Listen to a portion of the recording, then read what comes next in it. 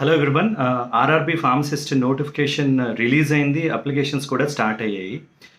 చాలామంది నన్ను అడుగుతున్నది ఏ జోన్ సెలెక్ట్ చేసుకుంటే బెటర్ అని. దాని గురించి డీటెయిల్గా ఎక్స్ప్లెయిన్ చేయడానికి ఈ వీడియో చేస్తున్నాను. Before that first one, RRB మీకు ఫార్మసీ పేపర్ 70 మార్క్స్కి 30 మార్క్స్ జనరల్ పేపర్ ఉంది.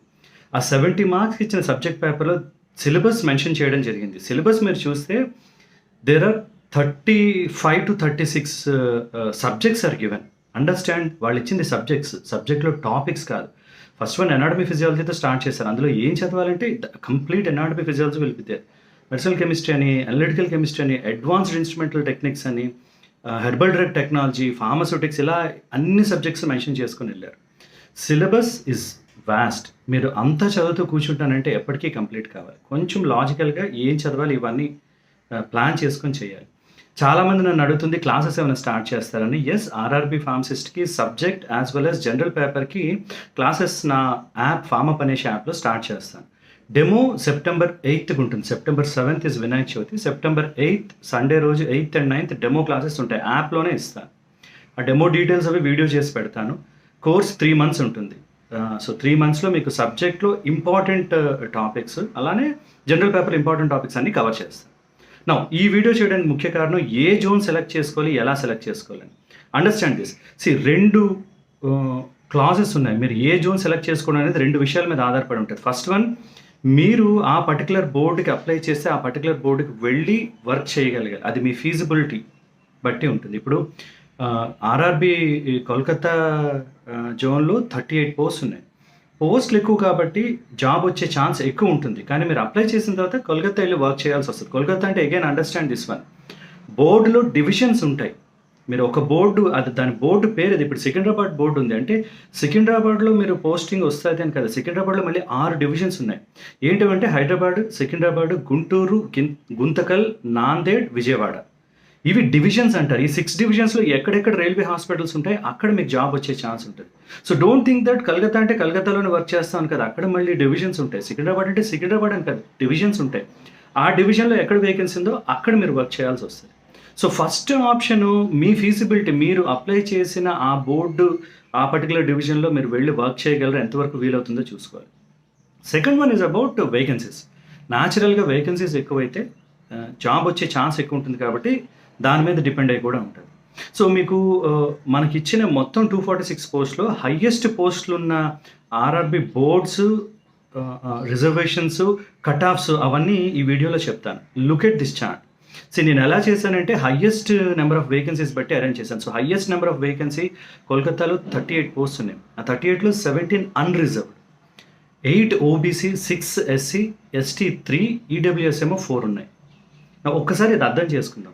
చాలామంది నన్ను అడుగుతుంది ఏంటంటే ఇప్పుడు చెన్నై జోన్ చూడండి. చెన్నై జోన్లో 31 పోస్ట్స్ ఉన్నాయి. అన్రిజర్వ్డ్ 19, ఓబీసీ 2, ఎస్సీ 2, ఎస్టీ 0 ఉన్నాయి.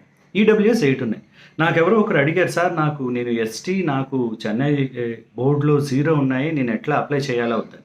Understand this one. అన్రిజర్వ్డ్ అంటే ఇట్ ఈస్ ఓపెన్ కాంపిటీషన్. అంటే మెరిట్లో ఎవరు టాప్ చేస్తారో irrespective of their reservation they will get it.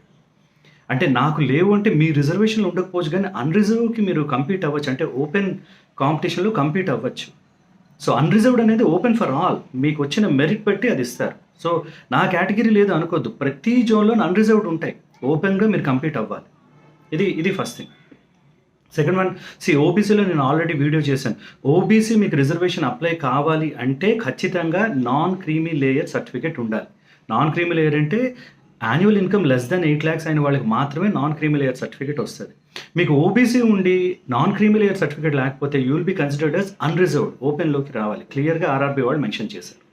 Now look at the table. So Calcutta highest 38, then Chennai 31, Mumbai 31, Bengaluru 27, Ahmedabad 18, Secunderabad 8. ఇవి overall vacancies. మీకు unreserved, OBC, SC, ST, EWS అవి కూడా చార్ట్లా చేసి పెట్టాను చూడండి. నా the last column is about cut offs. Cut offs అర్థం చేసుకోండి. ఇవి cut offs last time 2019 exam అయినప్పుడు వచ్చిన కట్ ఆఫ్స్. ఇది ఒక రఫ్ ఎస్టిమేషన్ మాత్రమే. ఈ ఇయర్ కూడా అలా ఉంటుందంటే చెప్పలేం. Cut offs based on lot of things. Cut off చూడండి, 2 ఇచ్చానంటే కోల్కతాలో 57 అన్రిజర్వ్డ్ కేటగిరీలో వచ్చింది. ఎస్టీ కేటగిరీ కట్ ఆఫ్ 37 వచ్చింది. అంటే హైయెస్ట్ అండ్ లీస్ట్ ఇచ్చాను. అంటే 57, 37 మధ్యలో ఉంది. ఇది cut offs range. Look at them. ప్రతి ఒక్క బోర్డ్‌లోని 57, 62, 51, 52, 58, 60 కట్ ఆఫ్స్ ఉన్నాయి. Now Chennai, Secunderabad high cut offs ఎందుకున్నాయంటే ఎక్కువ మంది అప్లై చేసి రాశారు కాబట్టి కట్ ఆఫ్స్ పెరుగుతాయన్నమాట. అగైన్ చెప్తున్నాను, ఇలానే ఇయర్ ఉంటుందని కాదు, మీకు ఒక రఫ్ ఎస్టిమేషన్ ఇస్తాను. సో కట్ ఆఫ్స్ ఎక్కడి నుంచి ఉన్నాయంటే 60 యావరేజ్గా వస్తుంది. 57 to 60, 62 అలా వస్తుంది.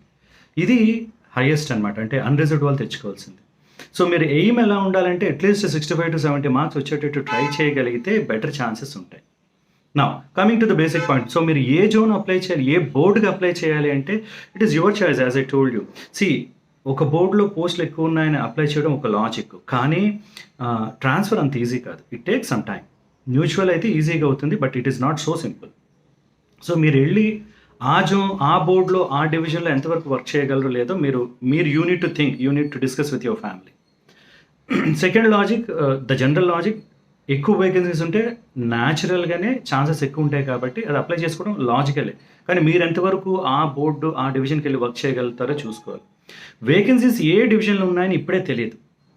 రిజల్ట్ అంతా వచ్చాక ఇంటర్వ్యూ ప్యానల్ సర్టిఫికేట్ వెరిఫికేషన్ టైంలో ఇవి వేకెన్సీస్ అని చెప్తారు. అప్పటి వరకు ఎగ్జాక్ట్ వేకెన్సీస్ తెలియదు. So decision is finally on you. అంటే మీరు ఏ బోర్డు ఆ డివిజన్కి వెళ్ళి వర్క్ చేయగలుగుతారా లేదా చూసుకోవాలి.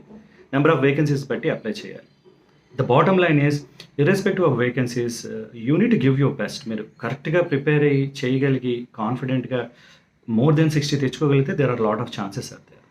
So as I told you already, classes నేను September 8th డెమో స్టార్ట్ చేస్తున్నాను. అప్పటి నుంచి క్లాసెస్ ఉంటాయి.